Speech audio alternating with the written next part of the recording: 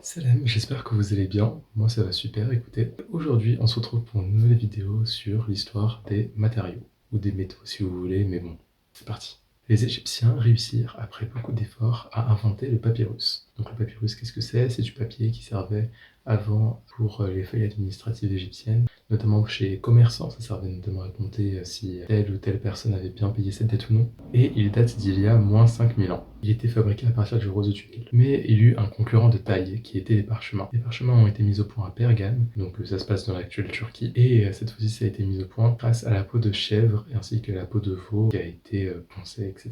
Le papier, comme nous le connaissons, a enfin été découvert en Chine, sous le règne de l'empereur Hoti, en an 105. Et enfin, le carton fera son apparition grâce à l'ondulement de la feuille, qui sont ensuite collés ensemble. Son invention en France remonte en 1751. Le disciple de, je regarde la feuille parce que c'est un nom plutôt long, voyez-vous, de René-Antoine Ferchaud. Pour ceux qui ne le savent pas, c'est un grand entomologiste. Et l'entomologie, qu'est-ce que c'est? C'est l'étude des insectes. Voilà. Et son disciple, en fait, il va créer le carton pour des reliures, par exemple, ou des jeux de cartes. Ce fameux élève, que nous allons appeler F, parce que dans l'histoire, beaucoup de noms ont été malheureusement oubliés, faisait des emboîtages aussi de reliures. Ce qui est plutôt écologique pour son époque, puisque un siècle après, il y aura l'industrialisation. En 1856, les Britanniques inventeront la première machine pour les ondulations de carton, et ils déposeront le brevet. Se lancera ensuite une véritable tendance économique avec le carton, puisque vous savez maintenant, tout passe par le carton, que ce soit les marchandises, les produits, surtout en conserve, tout ce qui est alimentaire, tout ce qui est vestimentaire. En 2017, la production mondiale de carton se situe à 420 millions de tonnes de papier et de carton. Donc les principaux pays producteurs, c'est la Chine, les États-Unis et le Japon. Tandis que la France, elle, sera 13e avec plus de 8 millions de tonnes de papier produit, ce qui est plutôt pas mal. Donc maintenant, on va passer au métal. Le métal est utilisé depuis très longtemps par les hommes et il est super important. Les 3 dernières époques de la préhistoire portent d'ailleurs leur nom. Le fer était à la base de toutes les civilisations antiques, en commençant par Rome. Le fer était connu à la base notamment à travers les sites telluriques, mais également grâce aux météorites de fer. Des météorites qui sont composées à 90% de fer et à 10% d'autres espèces chimiques, comme par exemple le nickel en général.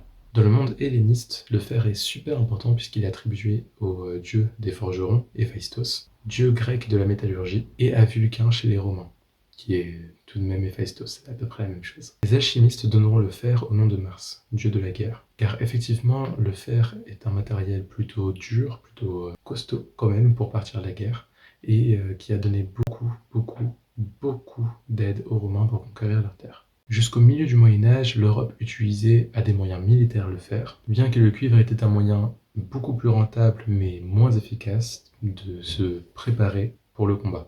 Pour le cuivre, le doxographe, donc en gros ce qu'un doxographe est, c'est une personne qui va penser et reproduire les écrits d'une personne afin de pouvoir les partager aux futurs gens comme nous. Et le doxographe, en fait, il a pris toutes les informations de Délas, à qui on donne l'invention du fer en Occident, plus d'un millier d'années après la Chine. Donc là, on passe au cuivre. La première production de cuivre dans différentes populations se passe dans cet ordre chronologique. On a tout d'abord la Mésopotamie, environ 4500 ans avant notre ère, puis on a l'Égypte, environ 3500 ans avant notre ère, suivi de la Chine, environ 2800 ans avant notre ère, de l'Amérique centrale, 600 ans avant notre ère, et enfin l'Afrique de l'Ouest, 900 ans après notre ère. Le cuivre était connu des civilisations les plus anciennes et serait apparemment vieille de plus de 10 000 ans. Le plus ancien ornement de cuivre daterait de 8700 ans avant notre ère et a été découvert au nord de l'Irak actuel. La substitution du cuivre au bronze, car le bronze était bien plus efficace et en plus était un mélange entre l'étain et le cuivre,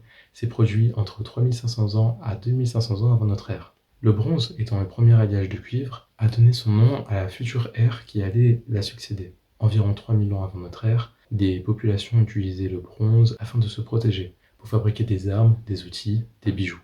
C'était un petit peu moins rentable, mais c'était bien plus efficace niveau qualité-prix, puisque c'était beaucoup plus dur que son prédécesseur. Le bronze a été utilisé pour la première fois en Mésopotamie ou en Égypte. Aujourd'hui, le prix du bronze dans le marché est soumis à celui de l'étain et du cuivre, ce qui est assez logique. Pour vous dire, si vous voulez acheter une tonne de bronze, il vous faudra débourser 8250 €. Sur ce, c'est la fin de cette petite vidéo. Je suis très content de faire mon retour sur YouTube. Grâce à l'argent de mon job d'été, je pourrais peut-être faire des streams sur Twitch. Et c'est la fin de cette petite vidéo, donc merci de l'avoir vue. Merci de votre temps. Sur ce, passez une très bonne soirée, dormez bien, ou une très bonne journée d'ailleurs, et on se dit à la prochaine. Salam.